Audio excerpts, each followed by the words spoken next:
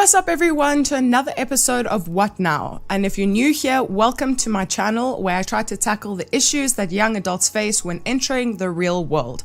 I hope that you enjoy this. This week's episode is dedicated to habits, what they are, how to form a habit, and how to break one. The information used in this animation is based off of Charles Duhigg's The Power of Habit. Did you know that 50% of what we do in a day is purely habit? That's so crazy to think about. Half of everything we do in a day is based off of a habit that we have developed. Waking up in that groggy state and going straight for a cup of coffee is habit. You weren't doing that as a child, so at some point in life you developed the habit of waking up, crawling towards that energy surging liquid we all love. Like everything in life, there are good and bad habits. We all have them, and almost everyone has a habit that they either would like to start or break free from. Habits are useful, and even more so, they're essential to our everyday lives. Habits are automated routines, and it's a damn good thing. If we had to think hard every time we had to put on a shirt, we would get absolutely nothing done. Having habits frees our mind to focus on the things we need to actually focus on. That uses a lot more brain power, such as studying, researching, reading, or doing your work at the home or office. Habits are also a vital step in the creation of your future and your success. Don't believe me? To start a business or to have a job and maintain it, you have to create a habit of productivity, efficiency, and dedication. Most are not born with those things innate. It's something that has to be practiced, reinforced, and repeated on a daily basis for it to be effective. And that, my dear friend, is habit. You do a little bit of it every day, day after day, and you have formed a habit.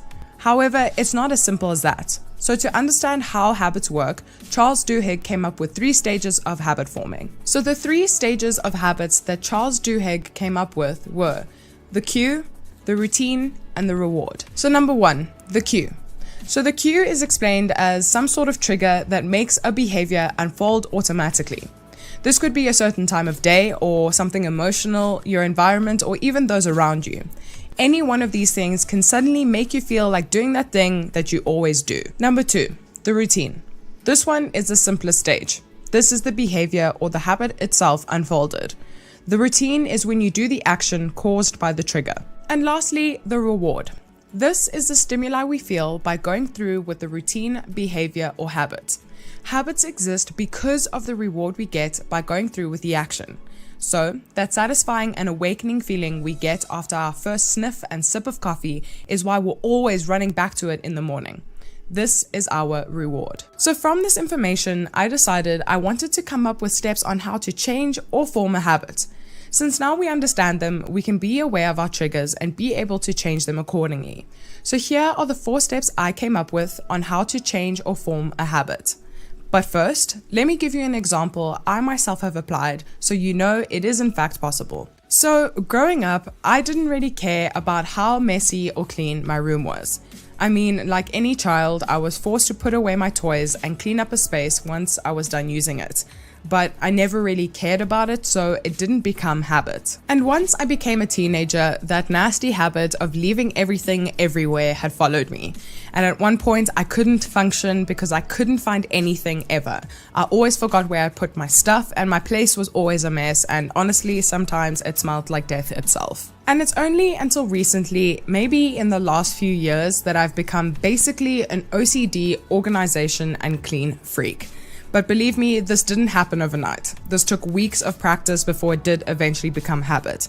But now I cannot work or sleep or even chill out if my place isn't clean and all my stuff isn't all neatly put away in their respective places. Every day I have to make the conscious effort to pick up my clothes, put the dishes in the sink, and tidy up. So without further ado, here are the 4 steps in making or breaking a habit. So first and foremost, you have to know what the habit is that you either want to change or bring into your life. You need to be consciously aware that it's there or isn't there for you to even try to begin to change or form it. So pick the habit you want to change or form and think about it in detail. Think about yourself with or without that habit and how much better your life will be once you've achieved it. It's basically like having a habit goal. So for the second step, I'm going to be splitting it into 2 because I'm going to apply it to both forming and breaking a habit. So, breaking a habit. If you have a habit that you want to break, such as smoking or biting your nails, you have to figure out what your cues are. So every time you catch yourself having a smoke or biting your nails, think about what made you do it. For example, if every morning you have a cup of coffee and a smoke, every time you have a coffee, you're going to associate it with having a cigarette. So coffee is one of your cues. If you bite your nails every time you're studying, then you're most probably biting your nails out of stress. So every time you feel stressed out, the first thing you're going to do is start chomping on your nails. Therefore, stress is your cue. So step 2, forming a habit. It's basically the same with breaking a habit, just in reverse. This time, you get to decide your cue. If you, like me, want to start being more tidy or more organized, pick a time of the day when you want to start cleaning up. For me, my favorite time to clean up is at night, just before bed. So after I've binged on whatever series I'm obsessed with at that point, I start putting everything away.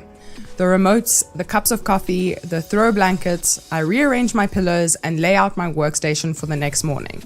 Another very recent development that I still don't remember to do all the time is put my cup of coffee out for the next morning, fill the kettle with water and have everything there, so that the next morning my place is clean, my coffee is ready to be made and my work is all laid out for me. So decide what you want your trigger to be. Step 3. So now that you've sussed out your cues, it's time to understand why you have them or why you want to develop them. Basically, it's time to understand what your rewards are. Let's take the smoking option again. If you smoke every time something hectic happens, good or bad, then you're most likely smoking to de-stress. So having that momentary relaxation is your reward. When you have coffee every morning, your reward is the energy or the taste or those 10 minutes you get to yourself before the busy workday begins. Step 4, make the change. So now that you know what your triggers are and you understand the reward, it's time to make a change. Like point 2, I'm going to separate this into 2 parts, so breaking the habit. Making the change for breaking a habit is to find an alternative action to get the same reward. So if you're drinking coffee because it gives you energy, look at other healthier ways to get energized, such as certain teas that give the same effect as coffee without being as unhealthy. Or instead of having coffee, go for a 10-minute walk in the morning to get the blood pumping through your veins and increase your energy levels naturally. Making the habit. Making the change for this one is a little simpler, but it just takes some practice.